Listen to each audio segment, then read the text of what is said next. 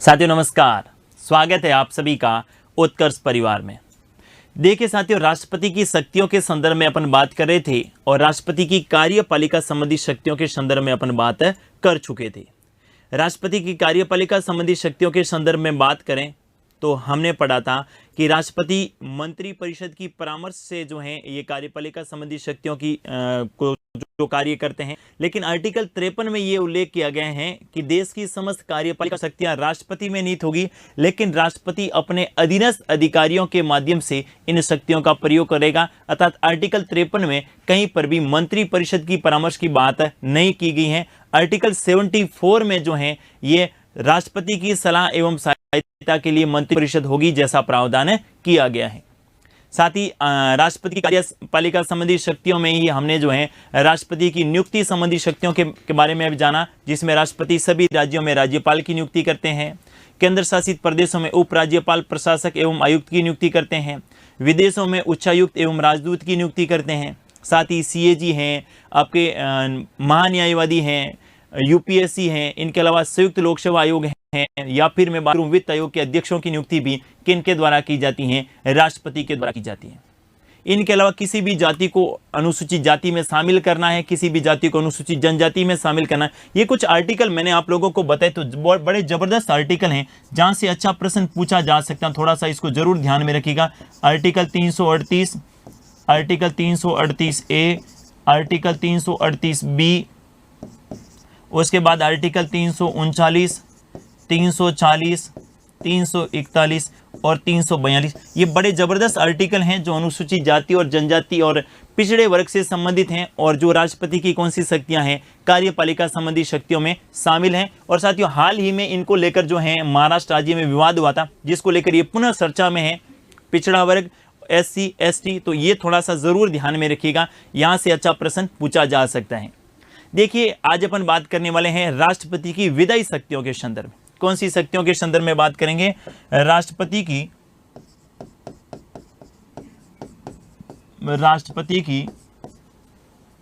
व्यवस्थापिका संबंधी शक्तियां, व्यवस्थापिका संबंधी शक्तियां, राष्ट्रपति की व्यवस्थापिका संबंधी शक्तियां, या मैं इसी को क्या कह सकता हूं? राष्ट्रपति की कैसी शक्तियां? विधायी शक्तियां। राष्ट्रपति की कैसी शक्तियां? विधायी शक्तियां। इनमें कुछ आर्टिकल आपको ध्यान में रखने पड़ेंगे। एक एक अनुच्छेद के बारे में अपन बात करेंगे जो राष्ट्रपति की विधायी शक्तियों से संबंधित हैं। जैसे कुछ आर्टिकल मैं यहां पर आपके लिए नोट करवा रहा हूं। जैसे आर्टिकल 80 आपको ध्यान में रखना होगा, आर्टिकल 331 आपको ध्यान में रखना होगा, आर्टिकल 85, आर्टिकल 86, आर्टिकल 87 ध्यान में रखना होगा, आर्टिकल 99 ध्यान में रखना है, आर्टिकल 102 ध्यान में रखना है, आर्टिकल 103 ध्यान में रखना है, 108 ध्यान में रखना है, 123 ध्यान में रखना है, 111 ध्यान में रखना है, अनुच्छेद 200 ध्यान में रखना है और अनुच्छेद 201 ध्यान में रखना है। ये राष्ट्रपति की कैसी शक्तियां हैं? विधायी शक्तियां हैं। मैं कह रहा हूं अपन आर्टिकल के साथ राष्ट्रपति की विधायी शक्तियां पढ़ें, इससे दो फायदे होंगे। दो फायदे ये होंगे, एक तो राष्ट्रपति की विधायी शक्तियां तो क्लियर हो ही जाएगी, साथ ही अपने ये भी मालूम होगा कि भारतीय संविधान के 80 में क्या उल्लेखित है, आर्टिकल 331 में क्या है, 85, 86, 87 में क्या है, 99 में क्या है, 102 और 103 में क्या है, 108 और 123 में क्या है, और आर्टिकल 200 और 201 में क्या है, और साथ ही आर्टिकल 111 में क्या है, जहां से अच्छा प्रश्न अपने एग्जाम में पूछा जा सकता है। एक एक के बारे में अपन डिटेल से जानेंगे। बड़ी महत्वपूर्ण है राष्ट्रपति की विधायी शक्तियां, जो अपने एग्जाम में निश्चित तौर पर यहां से प्रश्न पूछा जाता है। सबसे पहले बात करें कौन से आर्टिकल के संदर्भ में? आर्टिकल 80। और आर्टिकल 80 में 83 जब आप देखते हैं, अनुच्छेद 83 देखते हो, जिसमें लिखा गया है राज्यसभा, क्योंकि आर्टिकल 80 में किसका प्रावधान किया गया है? भारतीय संविधान के आर्टिकल 80 में किसका प्रावधान किया गया है? राज्यसभा का। और आप सभी को पता है कि राज्यसभा में सदस्यों की संख्या कितनी है? 245, और 245 को अपन दो भागों में बांटें तो आपको पता होगा कि 233 सदस्य तो क्या होते हैं? निर्वाचित। 233 सदस्य क्या होते हैं? निर्वाचित होता है, और 12 सदस्यों को मनोनीत किया जाता है। 12 सदस्यों को क्या किया जाता है? मनोनीत किया जाता है। और मनोनीत करने का भी क्षेत्र दे रखा है, साहित्य, विज्ञान, कला और समाज सेवा। इसका भी क्रम ध्यान में रखना है। हम पढ़ के जाते हैं साथियों, पढ़ के ये जाते हैं कि राष्ट्रपति जो हैं विज्ञान, कला, साहित्य और समाज सेवा से 12 सदस्यों को मनोनीत करें। थोड़ा सा अपन सिस्टमेटिक ढंग से पढ़े। और हाल ही एग्जाम में एक प्रश्न पूछा गया, फर्स्ट ग्रेड में प्रश्न पूछा गया कि राष्ट्रपति राज्यसभा में 12 सदस्यों को मनोनीत करते हैं और मनोनीत करने का क्षेत्र का सही क्रम है। अब क्रम पूछ लिया गया, संविधान के आर्टिकल 80 में जो क्रम दे रखा है उसका क्रम। तो राज्यसभा में राष्ट्रपति जो 12 सदस्यों को मनोनीत करता है उसका सही क्रम होगा साहित्य, विज्ञान, कला और समाज सेवा। तो यहां पर ध्यान में रखना है, पहली विधायी शक्ति के संदर्भ में बात करें तो राष्ट्रपति के द्वारा क्या ध्यान में रखेंगे, राष्ट्रपति के द्वारा राज्यसभा में, कौन सी सभा में, राज्यसभा में 12 सदस्यों को, राज्यसभा में 12 सदस्यों को साहित्य, विज्ञान, कला और समाज सेवा, साहित्य, विज्ञान, कला और समाज सेवा से मनोनीत किए जाते हैं, समाज सेवा से मनोनीत किए जाते हैं, मनोनीत किए जाते हैं। 4 क्षेत्र ध्यान में रखेंगे, कौन कौन सा, पहला साहित्य, दूसरा विज्ञान, तीसरा कला और चौथा कौन सा, समाज सेवा। पहली बात तो आप ये ध्यान में रखेंगे, इसमें कहीं पर भी खेल शब्द का उल्लेख नहीं किया गया, खेल शब्द का उल्लेख नहीं किया गया। आपसे प्रश्न पूछा जा सकता है कि निम्नलिखित में से कौन सा शब्द भारतीय संविधान के आर्टिकल 80 में नहीं है, साहित्य, खेल, विज्ञान और समाज सेवा। ध्यान में रखना है, खेल शब्द इसमें उल्लेखित नहीं है। आपके मन में एक प्रश्न आ रहा होगा कि फिर सचिन तेंदुलकर हैं, एमसी मैरी कॉम हैं, बहुत सारे ऐसे जो खिलाड़ी हैं जिनको राज्यसभा में मनोनीत किया गया, तो उनका आधार क्या था। यहाँ पर मैं क्लियर कर देता हूँ, यहाँ क्षेत्र यहाँ लिख रहेंगे, 4 क्षेत्र होंगे, साहित्य, विज्ञान, कला और समाज सेवा। बाकी जब मनोनीत किया जाता है ना किसी सदस्य को, उस समय वहाँ लिखना जरूरी नहीं है कि इस व्यक्ति को किस क्षेत्र में उत्कृष्ट कार्य करने के लिए मनोनीत किया जाता है, ऐसा लिखना जरूरी नहीं है। इस बात को थोड़ा सा ध्यान में रखिएगा, ऐसा लिखना कोई जरूरी नहीं है। आप आरटीआई से सूचना मंगवाएंगे, आरटीआई का मतलब राइट टू इंफॉर्मेशन, सूचना का अधिकार, कि सचिन तेंदुलकर को राज्यसभा में किस क्षेत्र से मनोनीत किया गया, तो वहां जब आप देखेंगे उनका कोई क्षेत्र है नहीं, ठीक है, क्योंकि इसमें यह लिखा है इन क्षेत्र में कार्य करने वालों को मनोनीत किया जाएगा, लेकिन वहां पर ऐसा कुछ भी नहीं है कि सचिन तेंदुलकर ने कला में अच्छा काम किया, समाज सेवा में अच्छा किया, या फिर अपन साहित्य में अच्छा किया, या फिर विज्ञान में अच्छा किया, ऐसा कोई जरूरी नहीं है। खेल शब्द का उल्लेख नहीं है, यह केवल एक दायरा तय किया गया था, ये केवल एक दायरा तय किया। 4 शब्द लिख लिए गए संविधान सभा के जो मेंबर थे उनके द्वारा कि साहित्य, विज्ञान, कला और समाज सेवा में जो अच्छा कार्य करेंगे उनको राज्यसभा में क्या किया जाएगा, मनोनीत किया जाएगा। कौन सा आर्टिकल ध्यान में रखेंगे, 80(3), राष्ट्रपति के द्वारा राज्यसभा में 12 सदस्यों को क्या किया जाता है, मनोनीत किया जाता है, लेकिन ये मनोनीत भी राष्ट्रपति अपने विवेक से नहीं करेंगे। इस मनोनयन के पीछे भी किनका रहेगा, मंत्री परिषद की परामर्श से। ये जो राष्ट्रपति 12 सदस्यों को राज्यसभा में मनोनीत करेंगे, यहां पर भी मंत्री परिषद से क्या लेनी होगी, परामर्श लेनी होगी। बिना मंत्री परिषद, अर्थात आपको ध्यान में रखना है, जिन सदस्यों को मनोनीत करने के संदर्भ में मंत्री परिषद कहेगी, राष्ट्रपति उसी सदस्यों को क्या करेंगे, मनोनीत करेंगे। यह भी थोड़ा सा आपको ध्यान में रखना है। दूसरा आर्टिकल बड़ा महत्वपूर्ण है वर्तमान करंट की दृष्टि से भी, अनुच्छेद 331। और आर्टिकल 331 में क्या उल्लेखित किया गया है कि राष्ट्रपति के द्वारा लोकसभा में, राष्ट्रपति के द्वारा कौन सी सभा में, लोकसभा में, राष्ट्रपति के द्वारा लोकसभा में 2 आंग्ल भारतीय सदस्यों को, 2 आंग्ल भारतीय सदस्यों को मनोनीत किया जाएगा। 2 आंग्ल भारतीय सदस्यों को मनोनीत किया जाएगा। इन मनोनीत को मैं नामित भी कह सकता हूं, ये थोड़ा सा ध्यान में रखिएगा, कंफ्यूजन बिल्कुल नहीं होना है। मनोनीत को नामित भी कहा जाता है, ये भी थोड़ा सा ध्यान में रखिएगा। अब बात आई कि एंग्लो इंडियन होते कौन है। सबसे पहली बात, आंग्ल भारतीय किसको कहा जाता है, और अभी 104वें संविधान संशोधन से इस आर्टिकल 331 पर क्या प्रभाव पड़ा, वो भी हमारे लिए जानना बेहद आवश्यक होगा। देखिए जरा, सबसे पहले बात करते हैं किनकी, आंग्ल भारतीय की। किनकी बात करें, आंग्ल भारतीय, या आंग्ल भारतीय को अपन क्या कह सकते हैं, एंग्लो इंडियन। क्या कह सकते हैं, एंग्लो इंडियन। आंग्ल भारतीय कह दें या इसे क्या कह दें, एंग्लो इंडियन। अब देखिए जरा, एक ही बात है ना, या तो आंग्ल भारतीय कह दें या एंग्लो इंडियन कह दें। इसमें क्या होता है जिनके पूर्वज जो हैं, जिसमें पितृपक्ष कहां का होना चाहिए, यूरोपियन, और जिनका मातृपक्ष कहां का होना चाहिए, भारतीय। ऐसी संतान जिसका पिताजी और पिताजी के पूर्वज जो हैं ये यूरोपियन हो और जिनकी माताजी वाला जो वंश है ये कहां का हो, भारतीय हो, इसकी संतान क्या कहलाएगी, एंग्लो इंडियन कहलाएगी, आंग्ल भारतीय कहलाएगी। ऐसे सदस्यों के लिए जो हैं आर्टिकल 331 में प्रावधान किया गया कि लोकसभा में, कौन सी सभा में, लोकसभा में राष्ट्रपति के द्वारा 2 एंग्लो इंडियन सदस्यों को मनोनीत किया जाएगा। लेकिन हाल ही में 104वां संविधान संशोधन किया गया। कौन सा, 104वां संविधान संशोधन,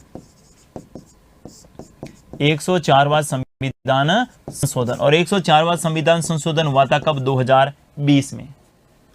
104वें संविधान संशोधन के द्वारा क्या प्रावधान किया गया कि अनुसूचित जाति और जनजाति का जो आरक्षण है, और कौन सा आरक्षण, राजनीतिक आरक्षण। मैं किसके बारे में बात कर रहा हूं, राजनीतिक आरक्षण। अनुसूचित जाति और जनजाति का राजनीतिक आरक्षण जो है ये बढ़ाकर कितना कर दिया गया, 2030 तक।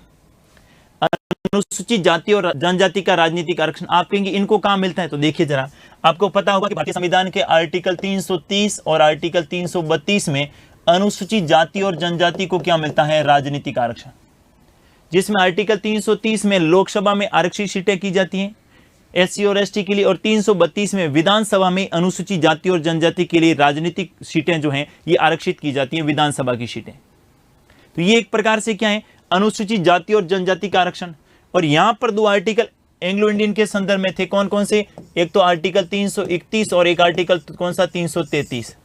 इनको जब आरक्षण दिया गया था 1950 में, राजनीतिक आरक्षण, तब कहा गया इनकी अवधि कितने वर्ष होगी, 10 वर्ष।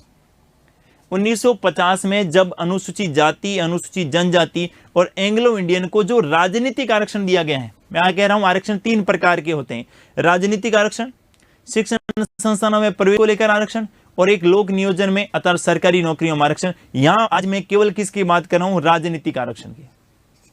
राजनीतिक आरक्षण के बारे में बात करें तो अनुसूचित जाति और जनजाति को जो राजनीतिक आरक्षण था, साथ ही एंग्लो इंडियन को था, 1950 में दिया गया था। अवधि कितनी थी, 10 वर्ष, 1960 में समाप्त हो जाएगा। लेकिन प्रत्येक 10 वर्ष के बाद इनको आरक्षण को संविधान में संशोधन करके बढ़ाया गया, और जैसे ही 2020 आया तो इनका आरक्षण क्या हो रहा था, यहां पर समाप्त हो रहा था। तो 2020 में 104वां संविधान संशोधन किया गया, और इस 104वें संविधान संशोधन के द्वारा अनुसूचित जाति और जनजाति के राजनीतिक आरक्षण को बढ़ा दिया कब तक, 2030 तक। यानी 2030 तक जो है लोकसभा में और विधानसभा में, लोकसभा में और विधानसभा में, यानी आर्टिकल 330 और आर्टिकल 332 के तहत एससी और एसटी के लिए तो क्या रहेगी, सीटें आरक्षित रहेगी। लेकिन इसमें एंग्लो इंडियन का प्रावधान नहीं किया गया था। आंग्ल भारतीय का राजनीतिक आरक्षण नहीं बढ़ाया गया था, जबकि एससी और एसटी का बढ़ा दिया गया। जब इनका नहीं बढ़ाया गया तो ऐसा माना गया कि आर्टिकल 331 अप्रभावी हो गया है, निष्प्रभावी हो गया। आर्टिकल 331 समाप्त नहीं हुआ है, ध्यान से सुनिएगा, आर्टिकल 331 समाप्त नहीं हुआ है। आर्टिकल 331 क्या हुआ है, निष्प्रभावी मान ले या फिर अप्रभावी हो गया है। हो सकता है कि कल ही संविधान में संशोधन करें, और कल ही संविधान में संशोधन करके जो है ये एंग्लो इंडियन को भी आरक्षण 2030 तक के लिए बढ़ा दे। और ये भी हो सकता है कि 2030 में जब अनुसूचित जाति और जनजाति के आरक्षण को फिर बढ़ाया जाएगा, राजनीतिक आरक्षण, तो उस समय एंग्लो इंडियन के आरक्षण को भी बढ़ाया जा सकता है। लेकिन फिलहाल जो है आर्टिकल 331 क्या हो चुका है, निष्प्रभावी हो चुका है। अर्थात वर्तमान में राष्ट्रपति लोकसभा में किसी भी एंग्लो इंडियन सदस्य को मनोनीत नहीं कर सकते। लोकसभा में कोई भी एंग्लो इंडियन जो मेंबर हैं ये निर्वाचित हो सकता है। तो इसका थोड़ा सा आपको ध्यान में रखिएगा। 104वें संविधान संशोधन के द्वारा अनुसूचित जाति और जनजाति में आरक्षण 2030 तक के लिए बढ़ाया गया, लेकिन आंग्ल भारतीय का आरक्षण नहीं बढ़ाया गया।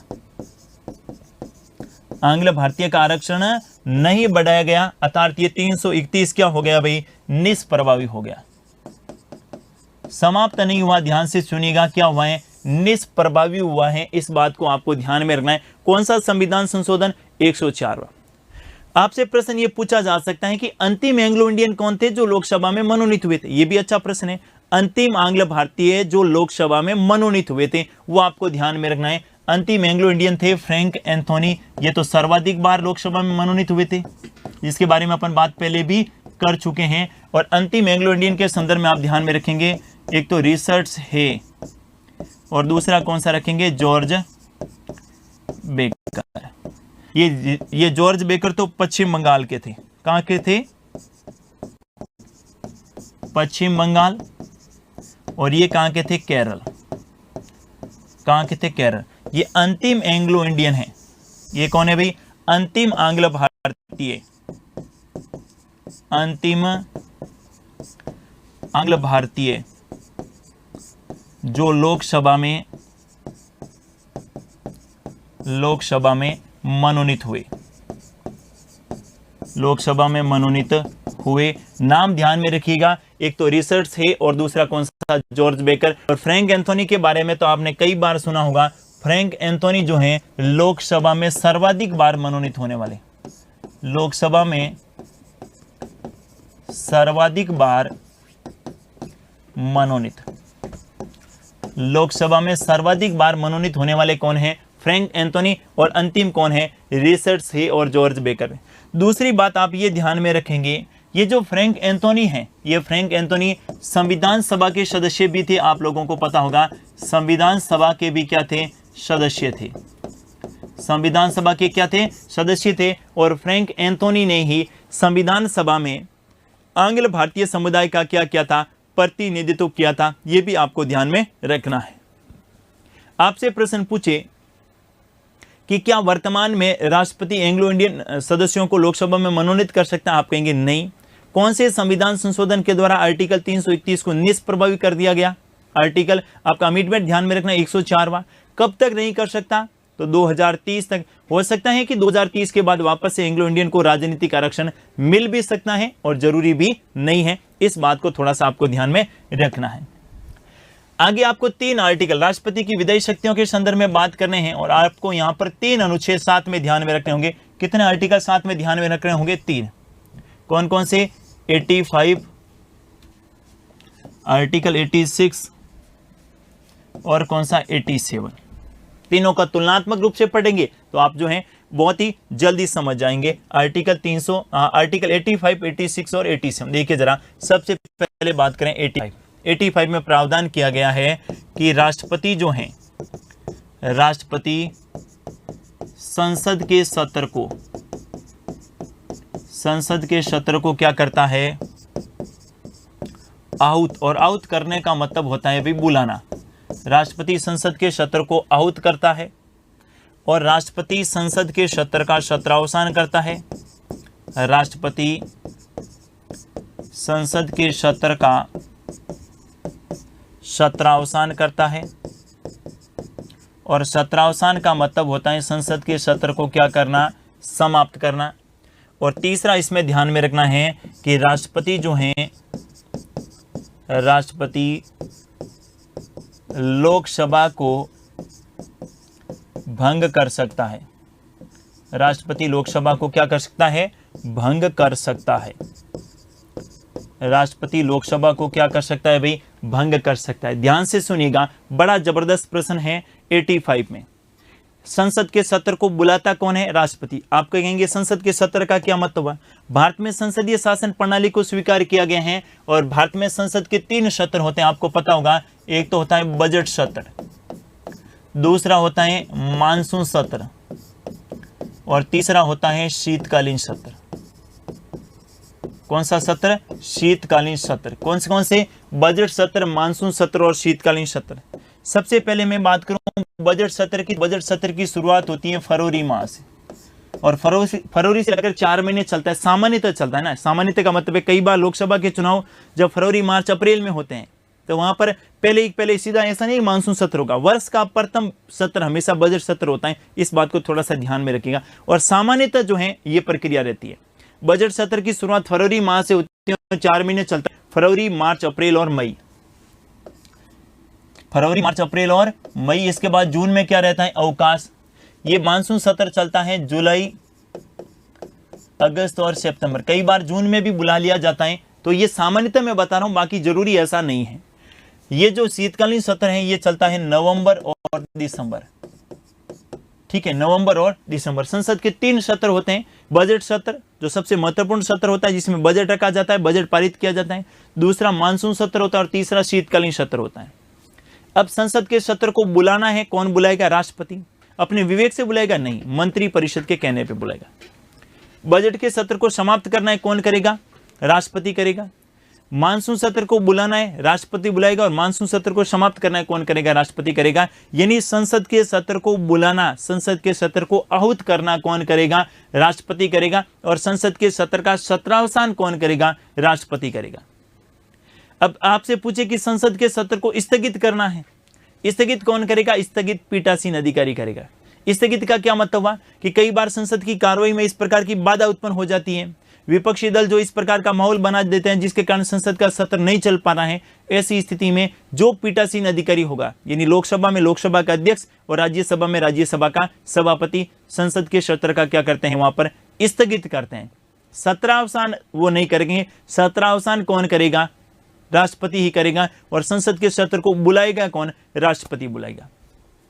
अगला मैंने कहा, राष्ट्रपति लोकसभा को क्या कर सकते हैं? भंग कर सकते हैं।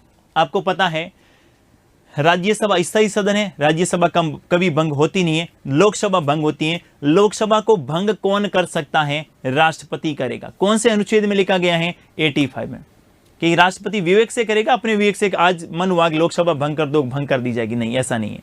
लोकसभा 2 कंडीशन पे भंग होती है।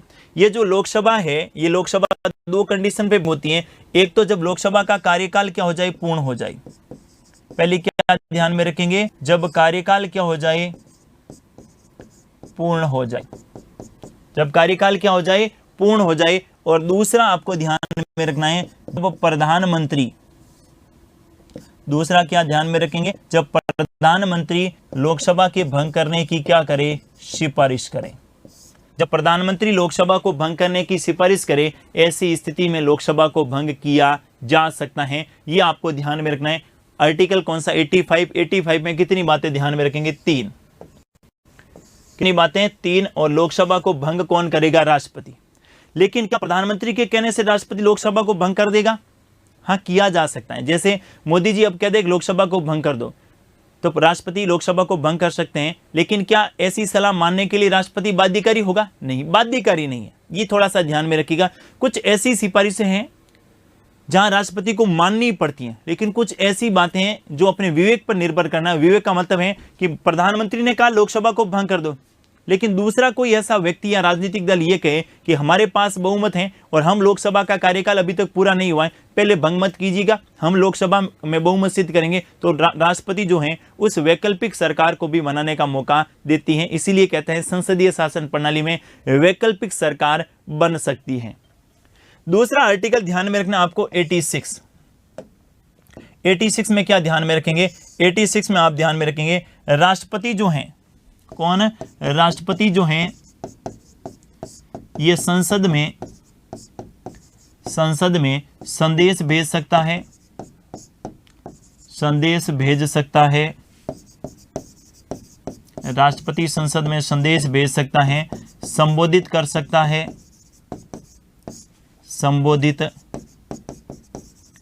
संबोधित कर सकता है एवं अभिभाषण दे सकता है, अभिभाषण दे सकता है। ये बात कौन से आर्टिकल में ध्यान में रखेंगे आप? 86 में। क्या लिखा है 86 में? राष्ट्रपति संसद में संदेश भेज सकता है, संसद को संबोधित कर सकता है और संसद में क्या दे सकता है? अभिभाषण दे सकता है। तीनों बातें कौन से ध्यान में रखेंगे? आर्टिकल 86 में। एक बात यहां पर आपको महत्वपूर्ण करके ध्यान में रखनी है, और वो कौन सी है? ध्यान से सुनिएगा। अगर आपसे पूछे कि मंत्री जो है ये राष्ट्रपति का अभिभाषण किनके द्वारा तैयार किया जाता है, तो राष्ट्रपति का अभिभाषण जो है ये मंत्री परिषद के द्वारा तैयार किया जाता है। राष्ट्रपति का अभिभाषण किनके द्वारा तैयार किया जाता है? मंत्री परिषद के द्वारा तैयार किया जाता है। इस बात को भी आपको ध्यान में रखना है। कौन सा आर्टिकल? 86।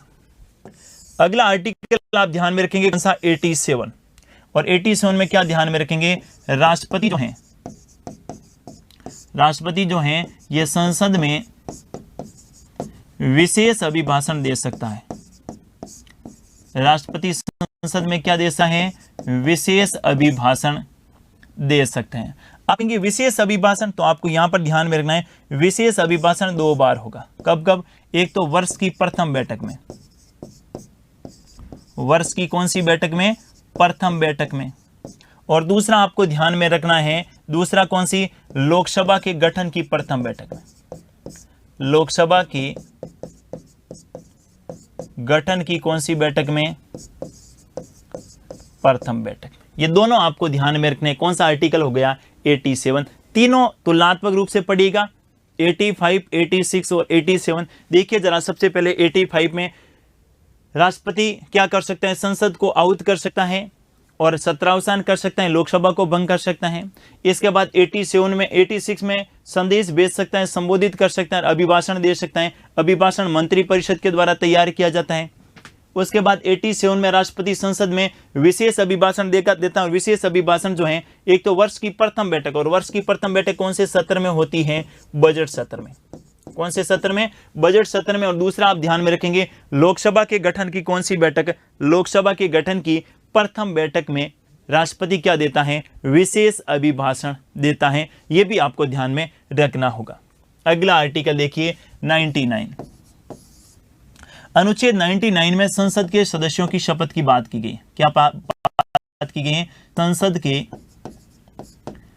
सदस्यों को शपथ, संसद के सदस्यों को शपथ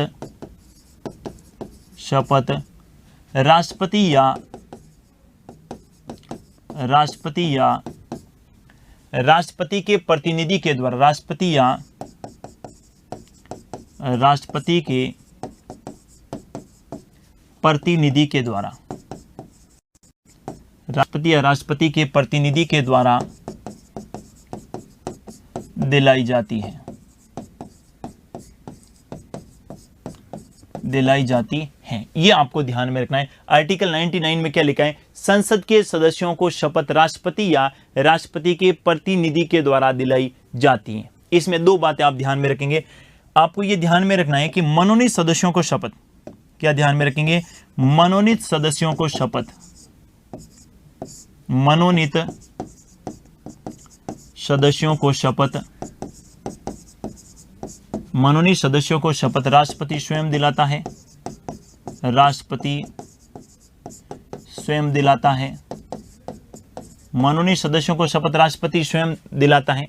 दूसरा ध्यान में रखेंगे, नई लोकसभा के गठन के पश्चात, नई लोकसभा के गठन के पश्चात, नई लोकसभा के गठन के पश्चात लोकसभा के किसी वरिष्ठ एवं अनुभवी सदस्य को, किसी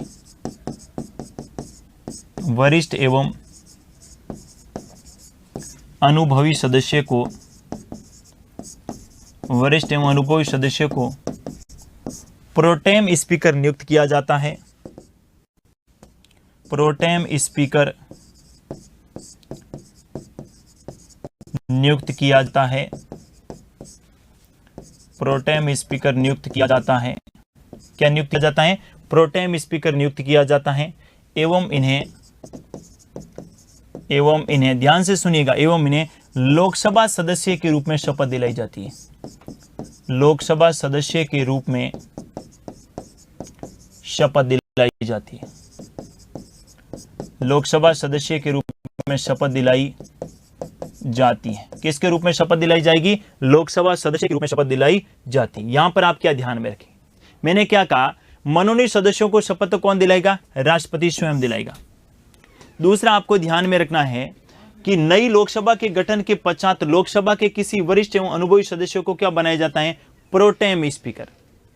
प्रोटेम स्पीकर का संविधान में कहीं कोई उल्लेख नहीं है, प्रोटेम स्पीकर का भारतीय संविधान में कहीं पर भी कोई उल्लेख नहीं किया है। ये राष्ट्रपति का प्रतिनिधि होता है, राष्ट्रपति का क्या होता है, प्रतिनिधि होता है। प्रोटेम स्पीकर को नियुक्त कौन करता है, राष्ट्रपति। एवं इन्हें शपथ किसके रूप में दिलाई जाती है, लोकसभा सदस्य के रूप में। प्रोटेम स्पीकर की कोई शपथ नहीं होती है। ध्यान से सुनिएगा, थोड़ा सा अपन बात करते हैं किसके संदर्भ में, प्रोटेम स्पीकर के संदर्भ में। Pro tem speaker. देखिए जरा, प्रोटेम स्पीकर के बारे में बात करें तो आपको पता होगा कि प्रोटेम स्पीकर की नियुक्ति कौन करता है, तो प्रोटेम स्पीकर को नियुक्त कौन करता है, राष्ट्रपति। और ये जो प्रोटेम स्पीकर होता है, ये प्रोटेम स्पीकर राष्ट्रपति का प्रतिनिधि होता है।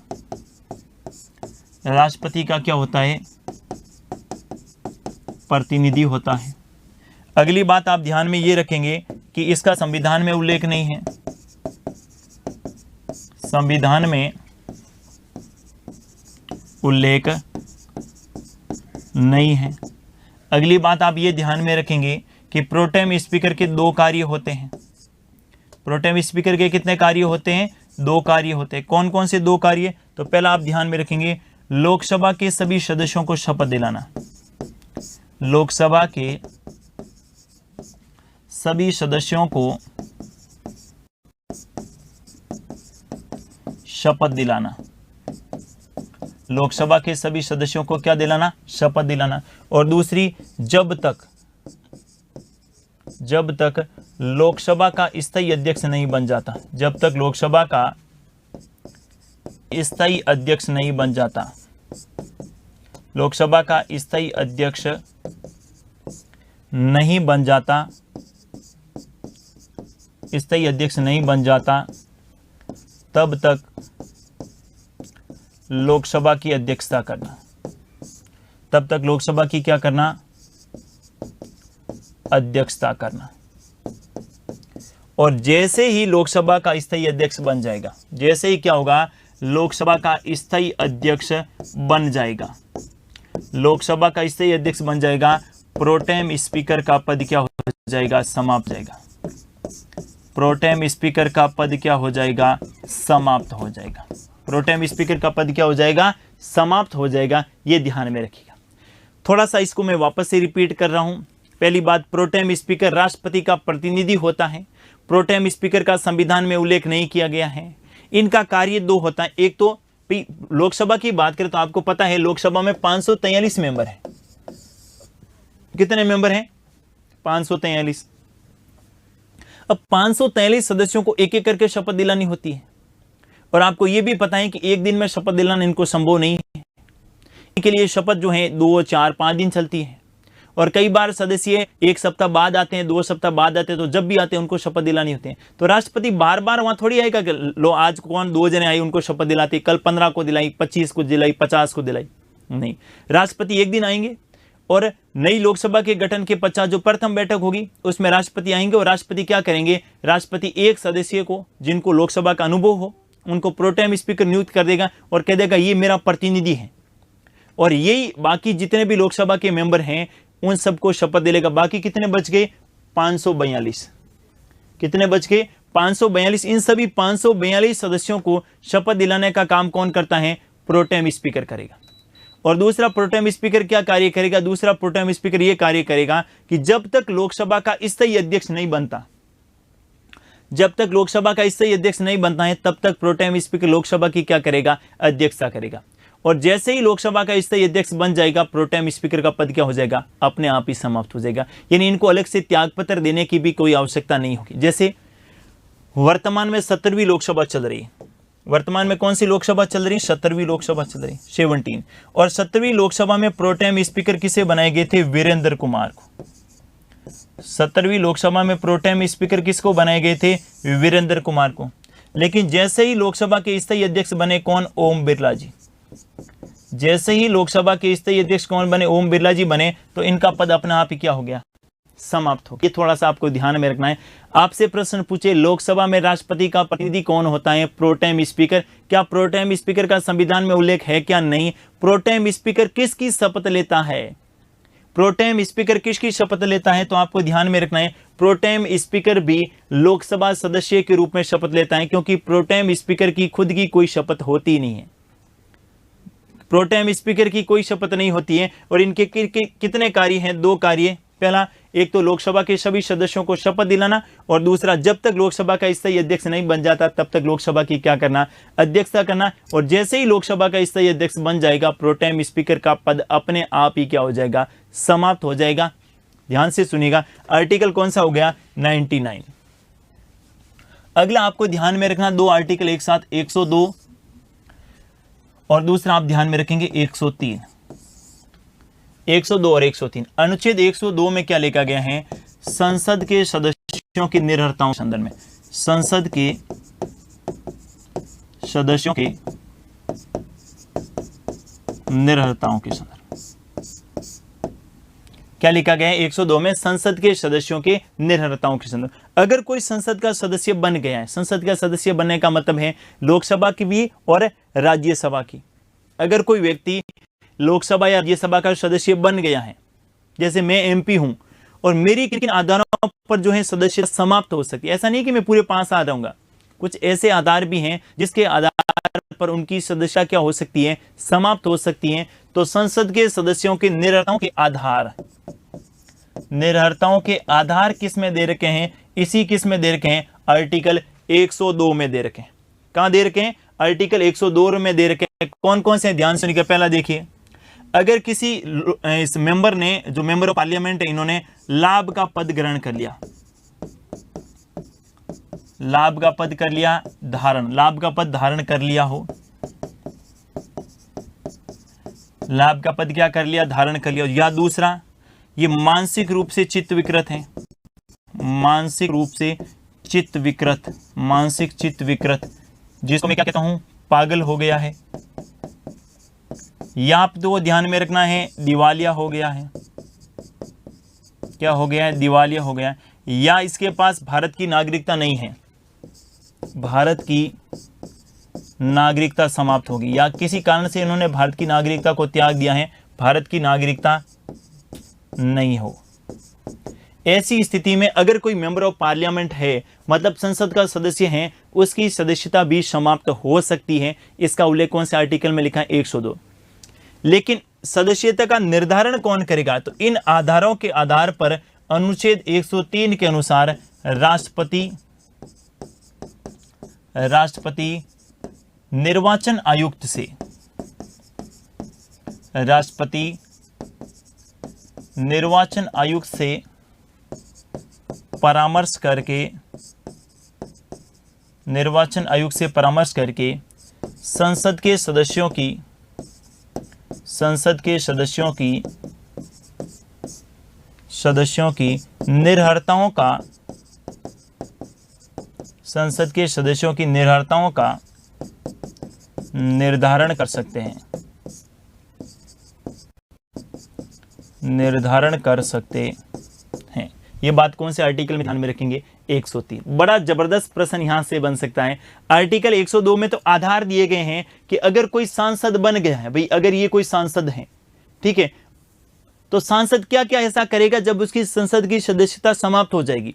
एक तो जब वो लाभ का पद कोई धारण करेगा, दूसरा इनके अलावा, ठीक है, दूसरा वो मानसिक रूप से पागल हो गए। अरे भाई ऐसा मेंबर ऑफ पार्लियामेंट जो मानसिक रूप से पागल है, ठीक है, तो उसको फिर संसद का सदस्य बने रहने का अधिकार थोड़ी है।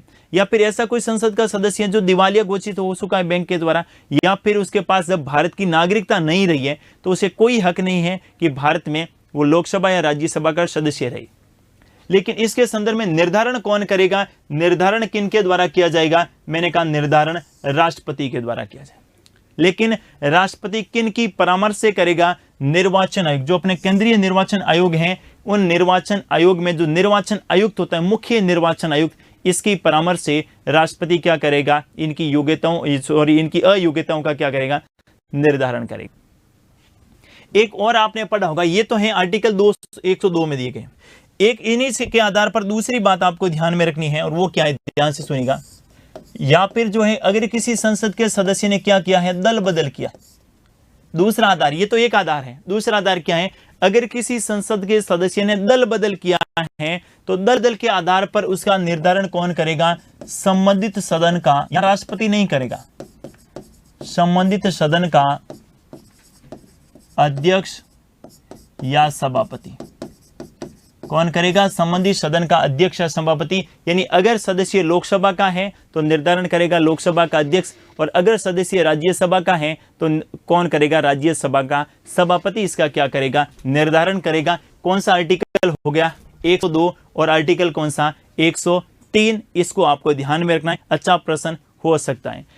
इस आधार पर राष्ट्रपति नहीं करेगा, इस आधार पर तो कौन करेगा? संबंधित सदन का अध्यक्ष सभापति। और इन आधार पर कौन करेगा? राष्ट्रपति। किसकी परामर्श से? निर्वाचन आयुक्त। और कौन सा निर्वाचन आयुक्त? मुख्य निर्वाचन आयुक्त, मुख्य निर्वाचन आयुक्त। अगला देखिए जरा, अगला आर्टिकल आपको ध्यान में रखना है 108।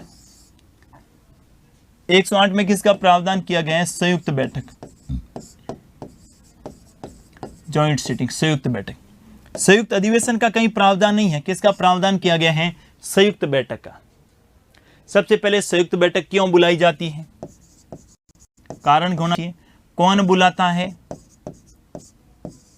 और संयुक्त बैठक की अध्यक्षता कौन करता है। ये तीन बातें राष्ट्रपति के संदर्भ में बात करनी है, और बाकी अपन जब संयुक्त बैठक के संदर्भ में और पढ़ेंगे कि संयुक्त बैठक कब कब बुलाएगी, अध्यक्षता किसने करी, उस समय राष्ट्रपति कौन थे, उस समय प्रधानमंत्री कौन थे, और संयुक्त बैठक किसने बुलाई, ये सारी बातें जो है अलग से अपन पढ़ेंगे। लेकिन यहाँ पर थोड़ा सा आपको ध्यान रखना है, संयुक्त बैठक का मतलब है, देखिए जरा, ये है लोकसभा और ये राज्यसभा, अलग अलग हाउस बने हुए, दोनों के अलग अलग हाउस बने हुए। लोकसभा का अलग है, राज्यसभा का अलग है। इन दोनों का कार्य क्या होता है? ये तो इसको अपन बोल सकते संसद, और इसका काम क्या होता है? कानून का निर्माण करना। क्या काम होता है? कानून का क्या करना? निर्माण करना। और आप सभी को पता है कि कानून का निर्माण तभी होगा जब कोई बिल, ये लोकसभा है और ये राज्यसभा, इसमें पारित होगा, और पारित होने के बाद इसमें जाएगा, इसमें पारित होने के बाद यहाँ कौन है? राष्ट्रपति है, तो राष्ट्रपति क्या करेगा? इस पर सहमति देगा, ठीक है। या फिर पहले इस वाले में जाएगा, या राज्यसभा से पारित होगा, राज्यसभा से पारित होने के बाद लोकसभा में आएगा, और लोकसभा में पारित होने के बाद कहाँ आएगा? राष्ट्रपति के पास आएगा, और राष्ट्रपति क्या करेगा? हस्ताक्षर करेगा। तो यहां पर आपको ध्यान में रखना है कि दोनों सदनों में पारित होने के बाद राष्ट्रपति के पास आएगा, और राष्ट्रपति क्या करेगा? हस्ताक्षर करेगा। लेकिन कई बार ऐसा होता है, कोई विधेयक जो है, कोई बिल जो है, ये लोकसभा में पारित हो जाता है, राज्यसभा में पारित नहीं होता है, या राज्यसभा से पारित हो जाता है, लोकसभा से पारित नहीं हो जाता है। मतलब संसद के दोनों सदनों के मध्य क्या उत्पन्न हो गया है? गतिरोध। किसी विधेयक के संबंध में संसद के दोनों सदनों के बीच में क्या उत्पन्न हो गया है? गतिरोध उत्पन्न हो गया है। और कानून देश के लिए क्या है? जरूरी है।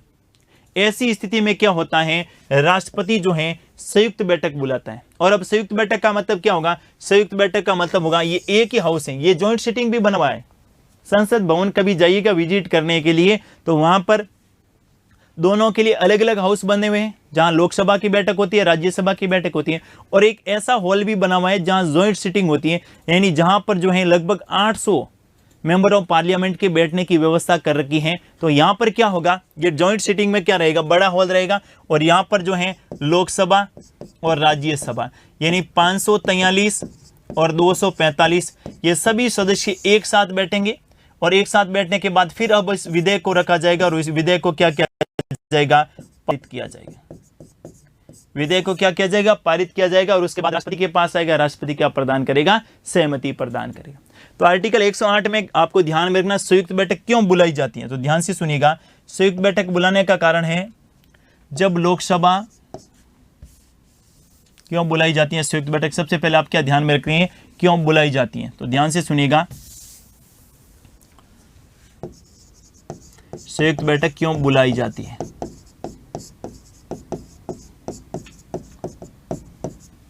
जब लोकसभा एवं राज्यसभा में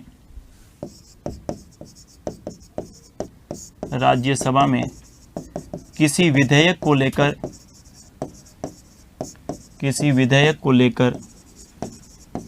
गतिरोध उत्पन्न हो जाए। जब लोकसभा और राज्यसभा में किसी विधेयक को लेकर गतिरोध उत्पन्न हो जाए, कारण पता होना चाहिए। संयुक्त बैठक क्यों बुलाई जाती है? तो मैंने कहा, जब लोकसभा और राज्यसभा में किसी विधेयक को लेकर क्या उत्पन्न हो जाए? गतिरोध उत्पन्न हो जाए। दूसरा आपसे प्रश्न पूछे, संयुक्त बैठक बुलाता कौन है? तो आपको ध्यान में रखना है, संयुक्त बैठक बुलाता है राष्ट्रपति, लेकिन यहां पर भी मंत्रिपरिषद की परामर्श से बुलाएगा। लेकिन संयुक्त बैठक की अध्यक्षता कौन करता है? तो यहां पर आप ध्यान में रखेंगे, संयुक्त बैठक की अध्यक्षता करता है लोकसभा का अध्यक्ष। कौन करेगा? लोकसभा का अध्यक्ष। ये नहीं है तो कौन करेगा? लोकसभा का उपाध्यक्ष। और लोकसभा का उपाध्यक्ष भी नहीं है तो कौन करेगा? राज्यसभा का उपसभापति। कौन करेगा? राज्यसभा का उपसभापति संयुक्त बैठक की क्या करेगा, अध्यक्षता करेगा। कौन करेगा, लोकसभा का अध्यक्ष, ये नहीं है लोकसभा का उपाध्यक्ष, और ये भी नहीं है, राज्यसभा का उपसभापति संयुक्त बैठक की अध्यक्षता करेगा। राज्यसभा का सभापति कभी संयुक्त बैठक की अध्यक्षता नहीं करेगा, क्योंकि राज्यसभा का सभापति न तो लोकसभा का सदस्य होता है और न ही राज्यसभा का सदस्य होता है, इसलिए वो संयुक्त बैठक की अध्यक्षता नहीं करता है। ये भी आपको ध्यान में रखना है। लेकिन इनके संदर्भ में ये बात आपको ध्यान में रखनी है, अध्यक्षता के संदर्भ में एक आर्टिकल और आप ध्यान में रखेंगे, आर्टिकल 118 के तहत ये प्रावधान किया गया। हालांकि इसके संदर्भ में आगे अपन बात करेंगे जब संयुक्त बैठक के संदर्भ में सारी बात जो है डिटेल से जानेंगे तब। तो यहां पर क्लियर क्या रखना है, आर्टिकल 108 के तहत संयुक्त बैठक बुलाता कौन है, संयुक्त बैठक राष्ट्रपति के द्वारा बुलाई जाती है। क्यों बुलाई जाती है, जब लोकसभा एवं राज्यसभा में किसी विधेयक को लेकर गतिरोध उत्पन्न हो गया है। अध्यक्षता कौन करेगा, अगर लोकसभा अध्यक्ष है तो लोकसभा का अध्यक्ष करेगा, अध्यक्ष नहीं है तो लोकसभा का उपाध्यक्ष करेगा, और उपाध्यक्ष भी नहीं है तो कौन करेगा, राज्यसभा का उपसभापति संयुक्त बैठक की क्या करेगा, अध्यक्षता करेगा। राज्यसभा का सभापति कभी संयुक्त बैठक की अध्यक्षता नहीं कर सकता, यह भी आपको ध्यान में रखना है। अगला आर्टिकल आप ध्यान में रखेंगे, अनुच्छेद 123।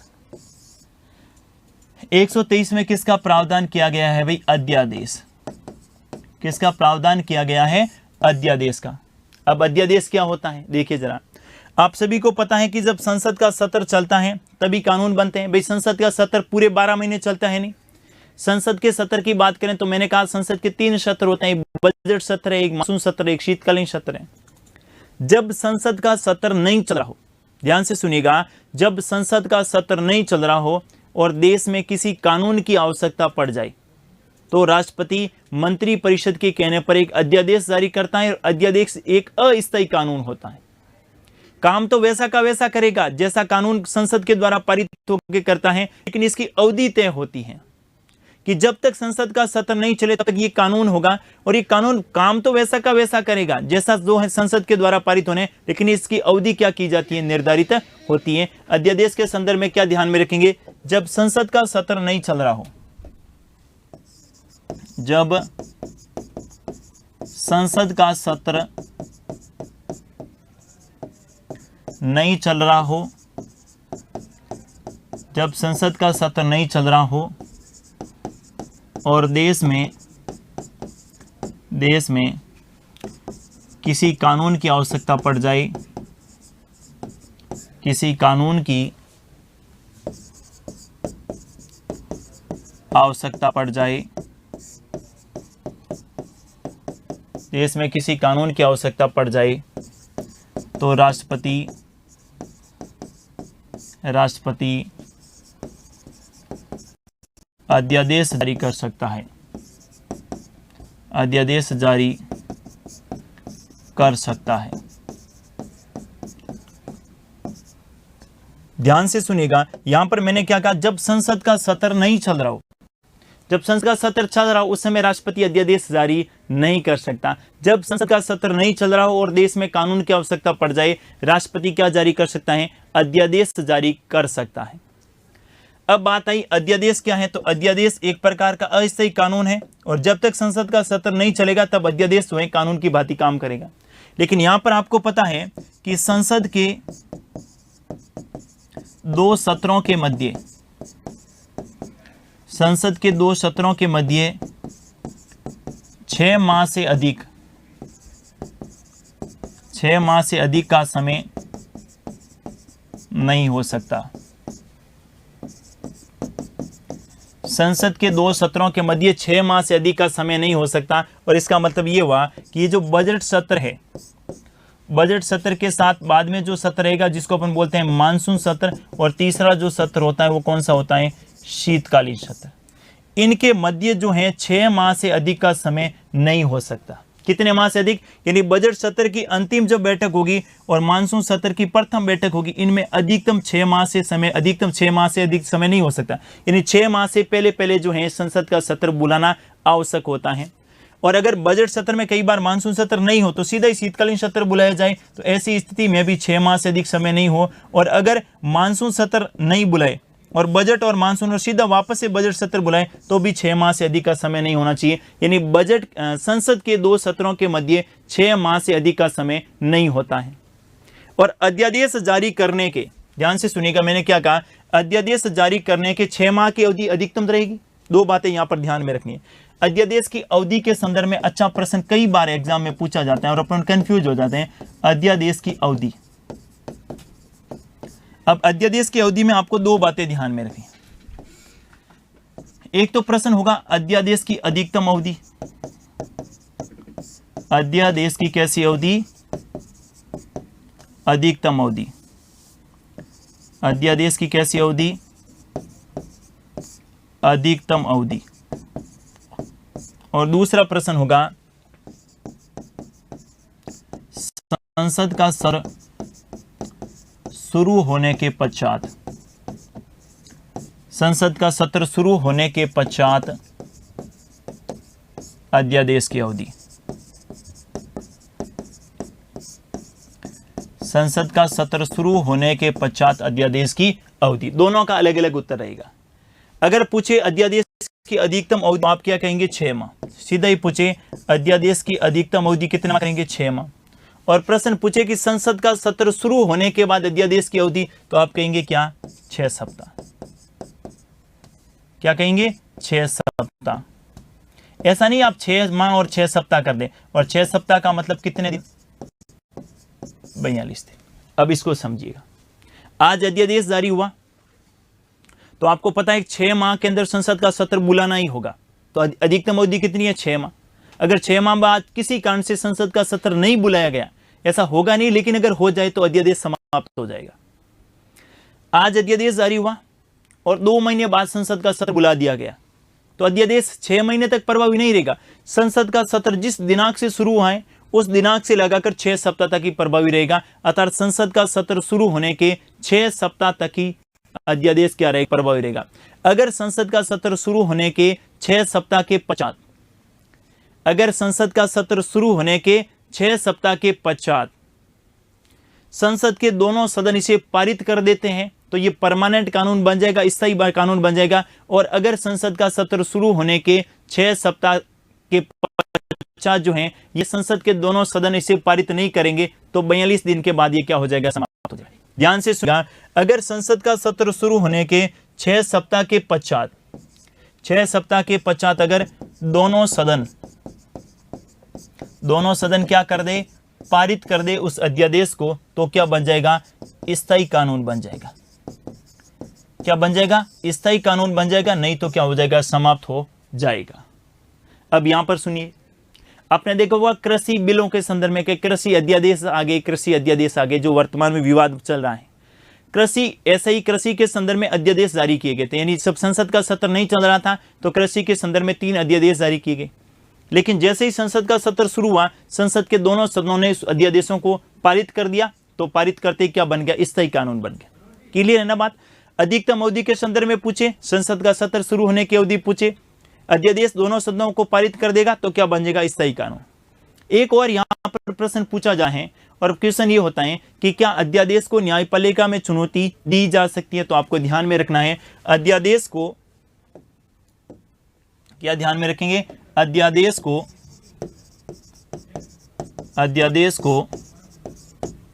न्यायपालिका में चुनौती दी जा सकती है। अध्यादेश को न्यायपालिका में चुनौती दी जा सकती है, ये भी आप ध्यान में रखेंगे। भाई अध्यादेश कानून है, जब कानून को न्यायपालिका में चुनौती दे सकते हैं तो ये भी एक प्रकार का कानून, ये भी सामान्य कानून की तरह ही काम करेगा, बस इसकी अवधि तय रखी है। ठीक है, तो अध्यादेश को न्यायपालिका में चुनौती दी जा सकती है, इसको भी आपको ध्यान में रखना है। कौन सा आर्टिकल हो गया, 123। अगला आर्टिकल देखिए, राष्ट्रपति को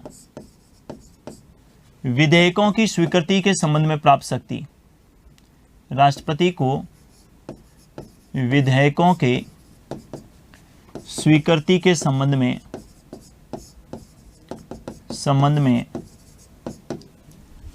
प्राप्त शक्ति। हालांकि अपन वीटो पावर पढ़ेंगे इसमें अलग से, प्राप्त शक्ति, लेकिन थोड़ा सा आपको यहां पर ध्यान में रखना है। देखिए जरा, मैंने कहा ये संसद है और संसद के कितने अंग हैं? 3 अंग हैं। भाई ये संसद है और संसद के कितने अंग हैं? 3 अंग हैं। कौन कौन से? तो मैंने कहा एक तो है राज्यसभा, दूसरी है कौन सी? लोकसभा, और तीसरी कौन सी? राष्ट्रपति। कोई भी कानून तभी बनेगा ना जब दोनों सदनों में पारित होने के बाद राष्ट्रपति उस पर क्या प्रदान करेगा? स्वीकृति। भाई कोई भी कानून तभी बनेगा जब राष्ट्रपति उस पर क्या प्रदान करेगा? स्वीकृति। और राष्ट्रपति को किसी विधेयक के संदर्भ में, स्वीकृति के संदर्भ में जो अधिकार प्रदान किए गए हैं वो भारतीय संविधान के कौन से आर्टिकल के तहत किए गए हैं? अनुच्छेद 111।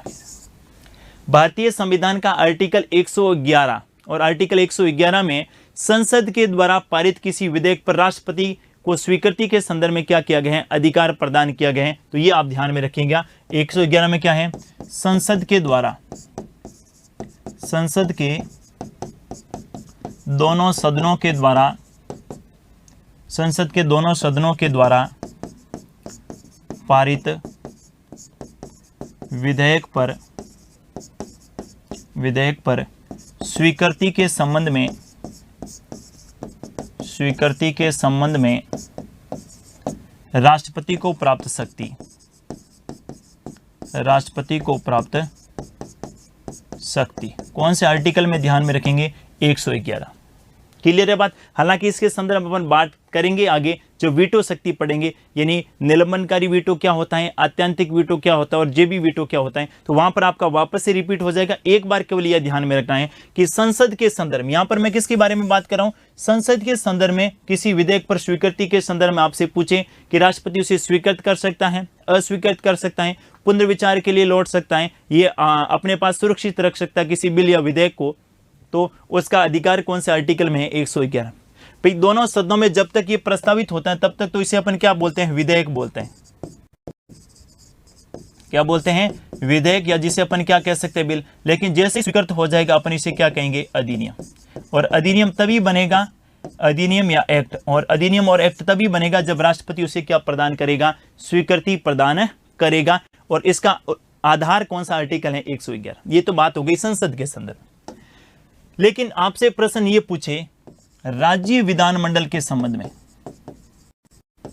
राज्य विधानमंडल द्वारा पारित, राज्य विधानमंडल द्वारा पारित किसी विधेयक, राज्य विधानमंडल द्वारा पारित किसी विधेयक पर स्वीकृति के संबंध में, स्वीकृति के संबंध में राष्ट्रपति को प्राप्त शक्ति, राष्ट्रपति को प्राप्त शक्ति किसके संदर्भ में? राज्य विधानमंडल द्वारा पारित किसी विधेयक के संदर्भ में राष्ट्रपति को प्राप्त शक्ति। देखिए जरा इसमें क्या ध्यान में रखते हैं। राज्य विधानमंडल का मतलब क्या हुआ? तो ये राज्य में क्या है? विधानमंडल। और विधानमंडल के भी 3 अंग होते हैं। एक तो होती है विधानसभा, एक होती है कई राज्यों में है विधान परिषद, और तीसरा जो अंग रहता है जिसको अपन क्या बोलते हैं? राज्यपाल। राज्यपाल। कोई भी विधेयक जो है ये दोनों सदनों में पारित होने के बाद इनके पास आएगा राज्यपाल के, तो जब तक पारित नहीं होगा तब तक तो अपन इसे क्या बोलेंगे? विधेयक। और जब राज्यपाल स्वीकृति प्रदान कर देगा तो क्या हो जाएगा? अधिनियम। आर्टिकल 200 में प्रावधान किया गया है, कौन से अनुच्छेद में? 200 में, कि कोई भी विधेयक राज्य विधानमंडल में पारित होने के बाद जब राज्यपाल के पास आता है तो राज्यपाल को निम्नलिखित अधिकार प्राप्त होते हैं।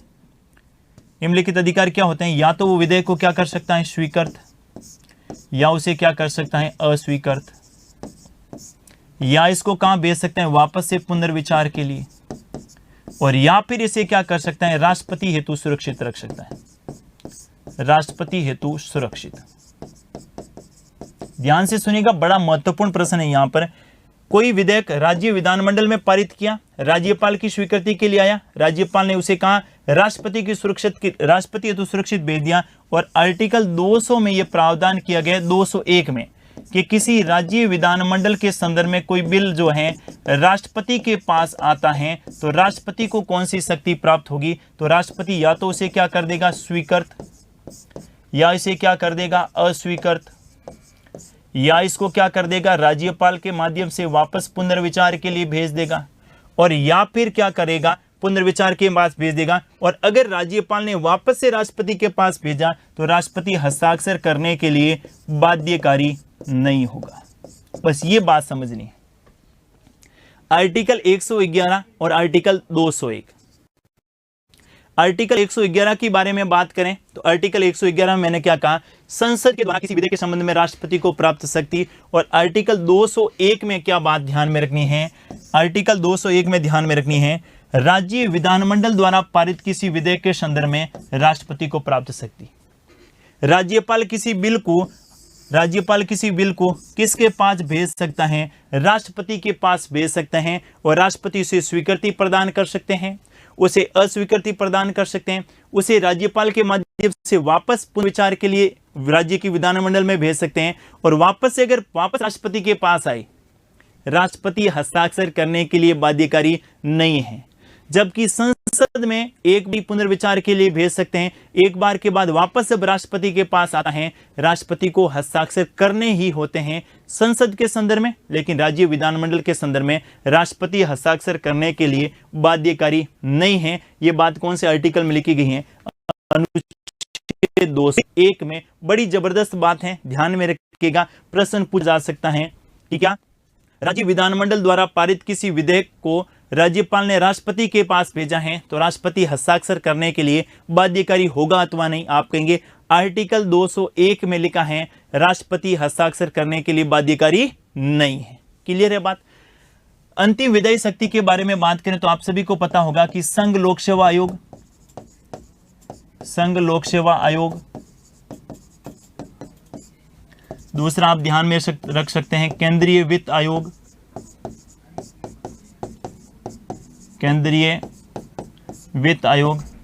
और तीसरा ध्यान में रख सकते हैं नियंत्रक एवं महालेखा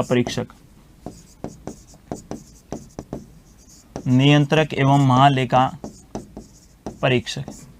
ये अपनी वार्षिक रिपोर्ट किनको देते हैं, ये अपनी वार्षिक रिपोर्ट, और ये अपनी वार्षिक रिपोर्ट किनको देते हैं, राष्ट्रपति को देते हैं। ये भी राष्ट्रपति की विधायी शक्ति है, और राष्ट्रपति इस रिपोर्ट को कहाँ रखते हैं, संसद में। कहाँ रखते हैं, संसद में रखते हैं। किन किन की रिपोर्ट को, यूपीएससी की वार्षिक प्रतिवेदन को, केंद्रीय वित्त आयोग का, और नियंत्रक एवं महालेखा परीक्षक की वार्षिक प्रतिवेदन राष्ट्रपति जो हैं ये राष्ट्रपति को देते हैं, और राष्ट्रपति संसद के पटल पर रखवाता है। ये भी राष्ट्रपति की कैसी शक्ति है, विधायी शक्ति है। तो कौन कौन सी विधायी शक्तियों से संबंधित आर्टिकल के बारे में अपने बात की, आप सभी को पता होगा। आर्टिकल 80 के संदर्भ में article 331, article 85, 86, 87, 99, 102, 103, article 108, article 123, article 111, article 200 और आर्टिकल 201। ये सारे जो आर्टिकल हैं ये आज की इस क्लास में अपने चर्चा की, और सभी के सभी इनके अलावा ये राष्ट्रपति की कैसी शक्तियां हैं, विधायी शक्तियां हैं। और मैंने पहले भी कहा था राष्ट्रपति को चंद अनुच्छेदों में सीमित कर पाना संभव नहीं है। एक अनुच्छेद के साथ अपने बात की कौन से आर्टिकल में राष्ट्रपति की कौन सी विधायी शक्तियां हैं, इसके संदर्भ में आज के लिए बस इतना ही। पढ़ते रहिए और मुस्कुराते रहिए। बाकी राष्ट्रपति की और शक्तियों के संदर्भ में अपन बात करेंगे नेक्स्ट क्लास में। Thank you.